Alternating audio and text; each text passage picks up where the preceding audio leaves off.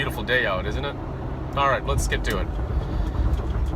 Man versus machine. Who will win? Well, I'll tell you this.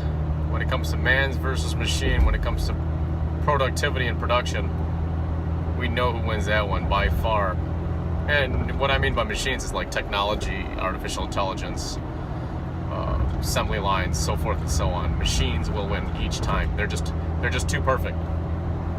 So perfect, in fact, that to the human eye, you will not be able to see any flaws. Can't. They're just too precise, too perfect. The funny thing is about it is, competition-wise, they're going to beat us all the time, and we're the ones who created them. So which goes back to, okay, well, what's the freaking point in this world anymore? Well, I'll tell you this. I'm going to see a shift. Of course, we're always going to buy products that are going to be reliable, and for vehicles, for watches, and for surgery. It doesn't really matter what you purchase. You're going to want something of quality. But you're also going to, I'm going to see a big shift. You're going to also see a lot of products that are made by hands, by human hands. And by that I mean, like, you've seen things that were created, whether or not it be forged swords, woodworking, anything, custom-made clothing, bespoke suits, shirts, ties, anything that's actually made by hand that looks extremely beautiful, took a lot of time and skill and effort, a lot of action throughout the years to be able to develop and produce that one particular product, is going to be worth something. People are going to want that. They're going to want that human interaction.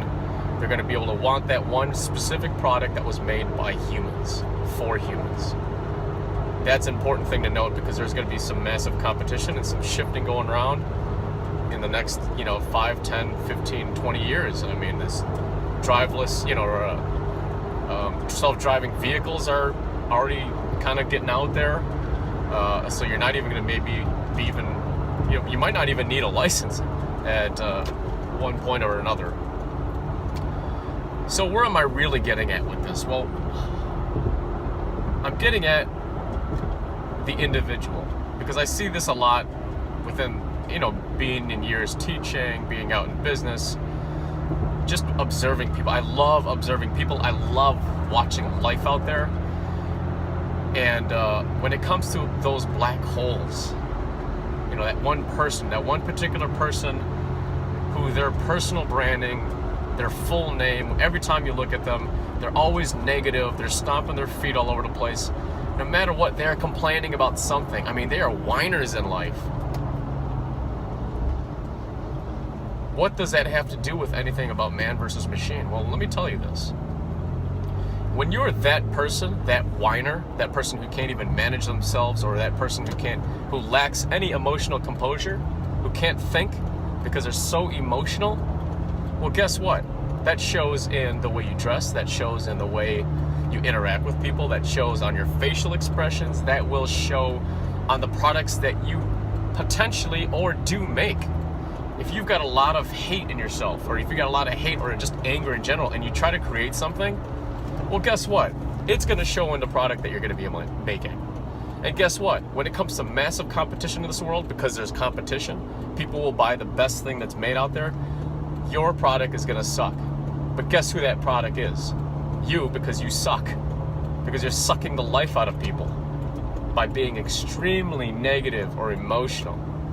Now look at the other aspect, the people who are like, you know what? Let me just take care of business. Let me get out there and let me make my massive influence and my massive impact in life, not only in myself, but my family, my friends around me, for society in general. Next thing you know, you're creating products, which is not only just you, but the products that you're touching. Anything that you touch. If you want it to touch into gold, you have to be gold. People are going to know when they take your product. They're going to know you care about your product. I've had that done many times. People would look at it and say, well, you created this product, or you did this product. It's gorgeous. I'm like, well, I love what I'm doing.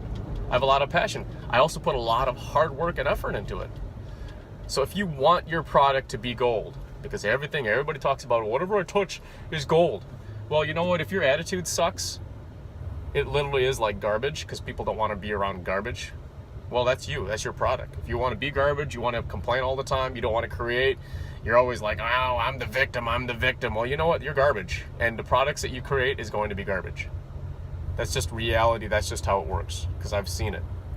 And you guys know. You guys have seen it as well. So man versus machine. A machine will always win when it comes to making products, but when it comes to products where people are looking for some type of human interaction, going back to tradition, going back to something that's appreciated because it was made by humans for humans, it's important about the end product, which is you, because anything that you are going to touch is your name.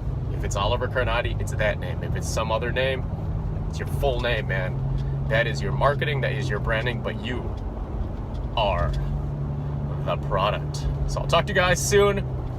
Hopefully that made sense. And let's go out there and make a massive and positive influence around not just you, but everybody around you. All right, the environment, people you interact. If I see garbage and it's close to me, guess what I'll do? I'll pick it up and I'll throw it out. Next thing you know, when you're at home, you get in a habit of doing that as well. And then you're other places, you start respecting the environment. So even as something as small as that, but improve yourself, eat healthy, always work on improving yourself, and make that massive influence on others, but make that influence inside yourself first, and that takes action. It's not going to come to you, man. Success does not come to you. You create your success. You create your luck. So I'll talk to you guys soon. Take care. And as always, have a fantastic day. Talk to you guys later.